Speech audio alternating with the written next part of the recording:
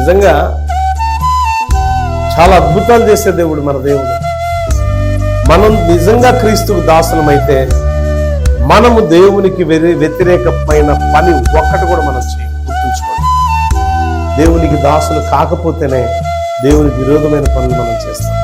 నేను చెప్పాను, మరొక్కసారి మీ అందరి కోసం నేను చెప్తున్నా, దేవునికి దాసులైన వారు మొదట హృదయాన్ని, రెండవది పాపాన్ని జోలికి వెళ్ళక నీతిమంతులుగా ఉండటానికి ఇష్టం, అంటే పాపాన్ని విడిచిపెడతారు, నీతికి దాసులు.